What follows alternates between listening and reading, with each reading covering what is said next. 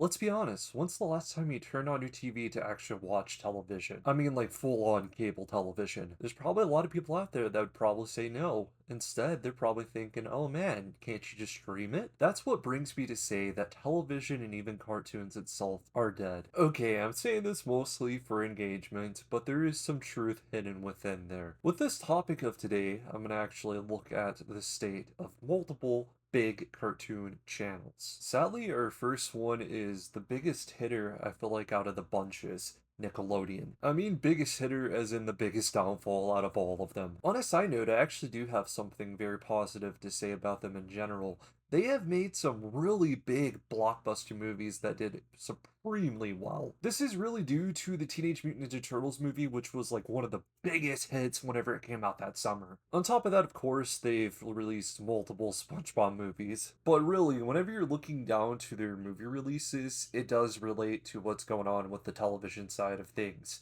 They're not exactly doing anything new. They're really having to rock hard with a lot of their older character and even their license that have always been the big hitters. It really comes down to them trying to play it safe to make the most of their margins. Just looking down at their schedule for their TV right now, it's not that great. SpongeBob and Paw Patrol being the most prominent. Outside of that, I see this other show called Rock Paper Scissors, which was a bit upcoming, kind of looked promising, but I don't think they actually believe in it much. Just to make sure I have everything out there that is on the schedule, you also have Rubble and Crew and Tales of the Teenage Mutant Ninja Turtles, which is the same thing that the movie was based off of, and they made a series hoping that was also it. I actually feel quite shameful for looking up what Rubble and Crew is. It's just a spin-off of Paw Patrol, the same thing how the Patrick Show is actually on the schedule. That's why I didn't even talk about it. It's just a spin-off of SpongeBob, which I just like, okay, we can do this, but is it really necessary? We're just trying to buff the diversity of stuff that we really don't have. In all fairness, I guess it does count as variety, even though that itself could be debatable. Now, you look at a lot of these shows, they're nothing great. It's just very repetitive. Most of their weekdays actually mimic each other. They'll throw in some movies. Like tonight, they're going to be playing the SpongeBob movie, which is awesome. They're also going to be playing Scene 2, which is interesting. It's just they're kind of lazy at this state. Quickly, I just wanted to go back a second, and I also wanted to talk about the Tales of the Teenage Mutant Ninja Turtles. This needs to be brought up. It was a hit blockbuster movie, the one you had to see that summer, and they wanted to make a big spin-off series that uses the same type of animation style. They did it, and it became a huge failure. It didn't become anything like the movie, of course, and Nickelodeon just kind of stuck trying to recreate it, and that's why we're going to be getting a sequel of the movie, which is absolute cemented. I do think it's going to be far better than the series, but the TV series itself, I think they should just let it go and just do the movies. But hopefully, you can kind of see what I'm saying about them not trying to take the risk, be creative, and trying to take things that are already pre existing. That way, they can maximize their profit from their losses. This even includes their spin-offs of Nickelodeon, which have actually gotten worse over the years. There's even a network that is solely dedicated to SpongeBob's. I think it's Nicktoons actually, which is really crazy. SpongeBob has its own channel. I don't know why they just don't call it the SpongeBob channel specifically. Even today, whenever I looked into what the Teen Nick schedule is, it's just two shows. It's Henry Danger and Loud House. Without me even looking at the Nick Jr.'s channel, I can already tell you it's probably going to be a marathon of Paw Patrol and the spin-offs along with it. Okay, time for the last thing when we speak about Nickelodeon. It is Night Nickelodeon. Nick Night. I feel like nighttime Nickelodeon needs more credit. It hasn't really changed at all, and there's something just great about that.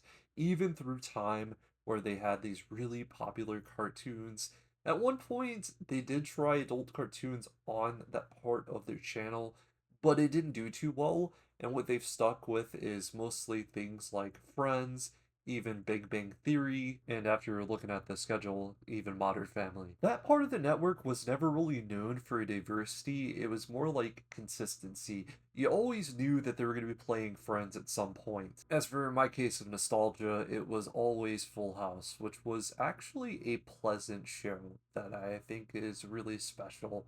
and it felt like something Nickelodeon would air. It really just felt very on brand, and that also goes towards Friends as well. Now, I feel like the biggest thing to take into account for Nickelodeon in its current state is the big merger, where they're most likely going to have to get rid of a lot of their cartoons in order to make the big move with Warner Brothers. It's really something hard to think about, and we'll just have to see. But as far as things are in the current state, it is definitely not doing the best out of the group. The once big Mechadog of live action is actually been pretty down, but in recency, you can see some moves being made to actually come back TV-wise, which we'll get to, but we gotta talk about the mainstay of Disney Channel. To be fair, after looking at their actual schedule, which I do peek into every now and then, they have no idea what they're doing on their main channel. I don't think a lot of people talk about it enough, but I think Disney's channel actually had a big identity crisis. And what they were trying to do is do stuff for like the younger kids, basically like the little babies. And then they were trying to do stuff for like the teens. And they've still tried to continue doing that. They've kind of fell out of live action, which they do have some shows here and there, I think they do, but yeah, just really a lack of identity. There's a lot of Bluey on this, Miraculous, Ladybug, which I think is more suited towards the little ones, but I think it could go up a little bit. Even then, it's kind of stretching things. So it's like almost like a baby-ish network now. Even that I feel like is a stretch because they're playing stuff like Phineas and Ferb, which I would be like, yeah, I don't think that's exactly geared for that age. Finally, I came to consensus on the actual channel itself. It just looks like they're taking any of their streaming content just to dump on here, and pretty much I think they're trying to entice people to actually buy their streaming service. That way they can get any of this and pick what episodes they want to watch or kind of whatever they want to watch in general. To me, I feel like it's very messed up. It's predatorial to be first. And the thing is, you're already paying for the network, and what they're trying to do is sell you on more, which I feel like is a pretty terrible practice. They are pretty much running their own ad. They are paying themselves directly. And if you go back far enough, it's funny because back in the day, they would beg people to pick up their channel. Okay, to be fair, I was just kind of playing into it a little bit if you get what I'm saying, guys. To me, the mainstay Disney Channel network is actually not in the worst state of everything. I feel like that is definitely going to go to Nickelodeon whenever we're looking at all of them, and I will say that flat out, just because of the big merger is mostly what this comes from, even just the low effort I see. Disney, I somewhat see it. They're putting in the effort. Of course, they want you to buy their streaming service, but I do think that they take a lot of their content, dump it on here. You're getting somewhat of an equivalent product. A grain of salt on the equivalent just because you can't exactly pick what you want. But I think they try to actually put on very popular shows that they think are at least popular. On top of that, they do the movie nights, which I'm glad they do keep. I don't think they play a lot of their live action classics. I think it's more of the animated stuff, but it is nice to know that they really haven't changed that at all. So I think it's perfectly possible as a network. Do I think the main channel is where everything is all shiny and bright? No. But it is for sure beating Nickelodeon because they do actually think about their consumers somewhat. I didn't originally include this into the main bunches, but this would be considered one of the other spin-offs. It's had a really huge down, mostly playing Big City Greens, but I would like to add that I feel like it's going to be making somewhat of a comeback just from what I can see them trying to do. For so long, this side of Disney has been thrown to the side. Disney XD used to be the place you would go for some radical cartoons. Well, it's been ages for that. I believe they're actually on their way to make that comeback currently. Trying to sort of mirror what Toonami has been doing for so long, but a kids version of that. One of the biggest starts of this was this new series called Dragon Striker, which has released quite a bit of it. I believe it's also going to be getting a part two, which is supposed to be the rest of the season, debatably, as a lot of people are saying. Just looking at this series, it looks the most promising thing we've seen in a long time when it comes to Disney TV.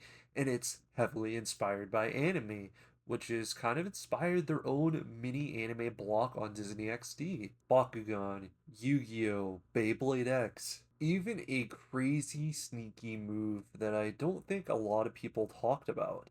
But they actually got the streaming rights of a lot of classic Pokemon, which they are wanting to bring both to their regular Disney Channel as well as Disney XD, making this a really ambitious Toonami-like kids channel. I find it very exciting and even awesome. They're trying to build something.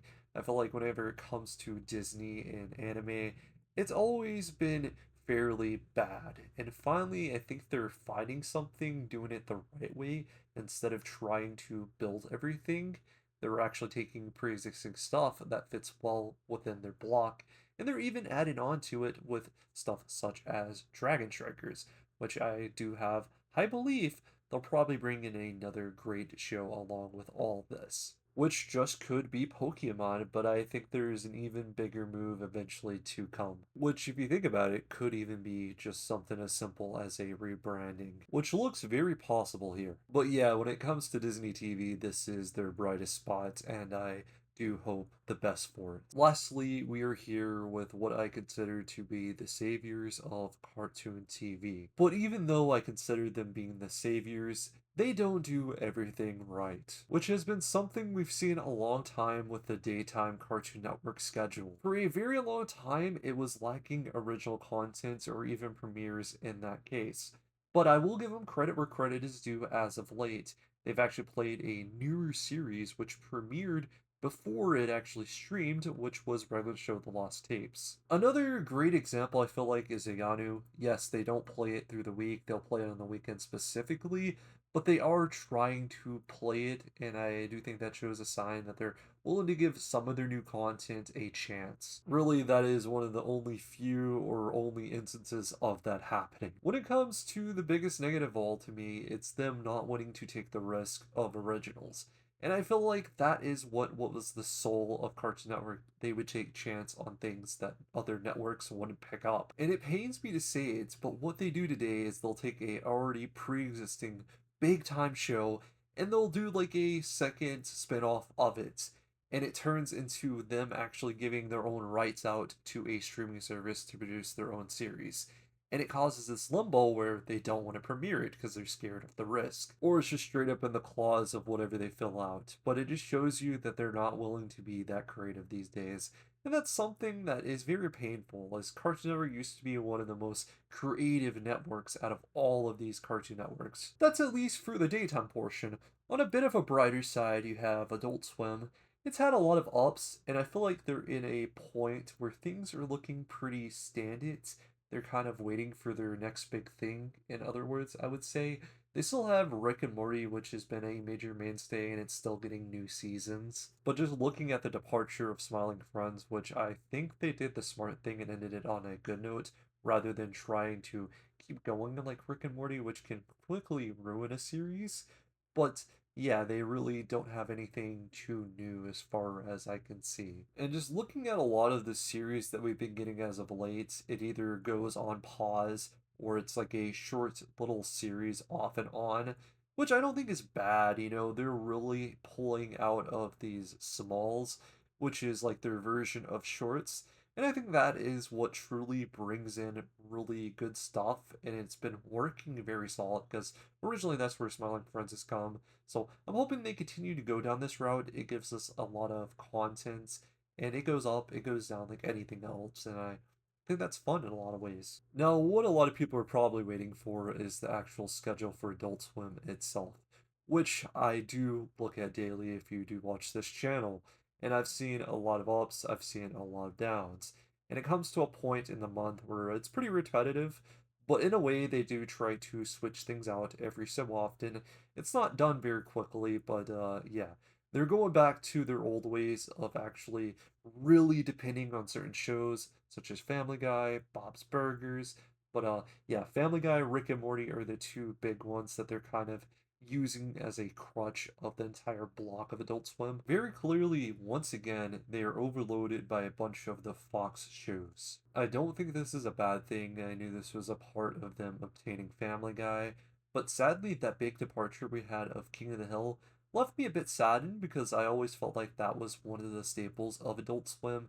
And even looking now, where we see American Dad scheduled, it's like so late at night, even through the week, even on the weekends, that I'm starting to think they're slowly trying to weed it out, eventually off the schedule fully. So to me, I do think that Adult Swim is still fairly strong, but it's definitely had a big hit from time itself. Definitely current Adult Swim is way better than daytime Cartoon Network though. I can't forget to talk about one of my favorite parts of Adult Swim.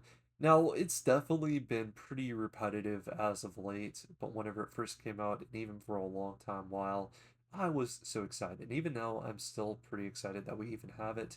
Checker Past, which is the perfect place to go from Cartoon Network to Adult Swim, the picture perfect transformation, exactly taking us back to the checker past. While it does give us nostalgia, it also gives us some negative. It lacks the variety, which is quickly noticeable, only containing some of the hits of the checker past, not all of them, which is pretty saddened. I was expecting this block to kind of open up throughout time, maybe even Codes and Exquisite Stores in the summer, which, they didn't really do much with it.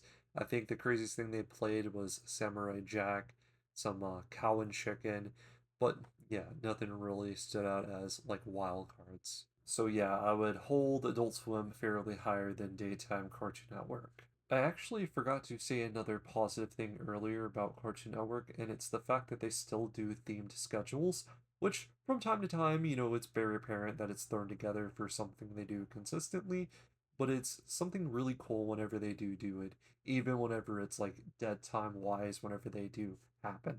Moving on to my biggest favorite part about the network entirely, something I discovered way later on. I knew about it when I was younger, but I didn't know what it was.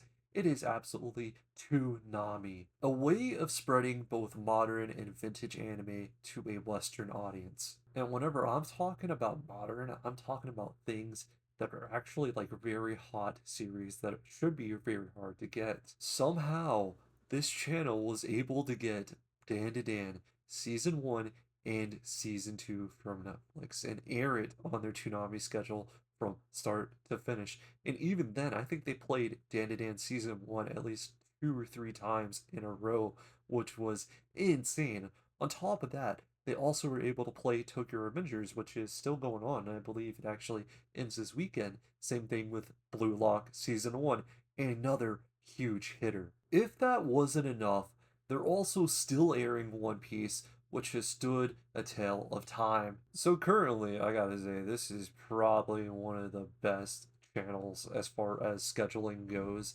Just having big blockbusters right there, even if they're available on streaming, just to a dub audience. That is crazy. And now we get to one of the biggest things that I think Toonami has been doing so right for a very long time. They do this thing where they premiere on the channel first, then it goes to the streaming service the day after, which I think has been really a great way to kind of set things. And I feel like a lot of the other networks need a model after this. It really makes you want to tune into the episodes and even watch even more. Maybe even rewatch that series you've already seen and maybe this time watch it in dub, which dub adds something totally different. And there's some people out there that aren't the best at the sub captions. So it absolutely makes sense why this channel part is so popular. Even looking at the schedules, not everything here is absolutely anime. They even add in originals such as My Adventures of Superman, currently airing season 3, which is a cartoon. But it does feel very befitting in this sort of schedule scenario, even though it's not an anime. This is what Toonami is. It brings things that are sort of alike, if that makes sense. They're all very befitting of each other, and I think that's what's the beauty of it in a lot of ways. Who's to say what is anime and what's not? Either way, it's like the perfect love between both Western and Eastern cartoons. Lastly, one of my favorite parts of Toonami is the fact in a world full of big hit mangas that get their own anime adaptations, they're willing to still produce their own originals, which they very much had very different results and success. But I will say they do try their hardest, and it feels like they actually care about their series deeply, even if they aren't up to the standards of most people. This part of the network, you can definitely tell that they care. They even recently secured the rights to a premiering series, which was Rooster Fighter done by Viz. That was really ambitious of them and pretty wild. While that wasn't the crazy series of all time, I still think that was a smart move overall for them. It's really wild. A while back, they actually wanted to get rid of Toonami, and it came back, and it's been a big part of their wild success. So in a lot of ways, I would consider Cartoon Network the last standing out of all the cartoon networks out there. Well, hey, they better watch out. Disney XD could do something wild. I'm just playing. Nah, it's gonna be hard to catch up to Cartoon Network's success so far. Somehow, even in the trenches, they kept it going. To finish things up, I'm gonna be talking about Boomerang, and really, I don't have anything really much to say about it. It's actually all basically positive. As far as I can remember Boomerang, and even looking at it now, nothing has really changed on the schedule, which is actually very nice. At the same time, they have somehow put some of the classic Cartoon Network shows on it, such as like Ben 10. Yeah, it's like odd hours, but I do think that there is like some excellent stuff to actually add on to it as well. So keeping it classic, like old school, as well as doing the modern classics as well. I should have just said modern classic. Either way, I think Boomerang perfectly does its job. It's a place to play those older shows, whether they're new, whether they're old. And yeah, I don't think they play anything too new. They still play like Popeye the Sailor Man, Scooby Doo, of course, Looney Tunes, because man, is there so many episodes of Looney Tunes out there. But yeah, it's definitely one of those most least offensive channels out there. And I think as far as like co-networks, it does the perfect job and it does what it's supposed to do. So with that, I guess that's what I got for the death of TV slash cartoons. I really hope you guys kind of like listen in to me and my thoughts of the currents of some stuff. Yeah, I feel like I'm a bit biased because I do look at Cartoon Network for the most part on a daily basis due to schedule videos. But either way, I want to know what you guys' thoughts are. Hope you guys stay safe. Until next time, peace out, guys.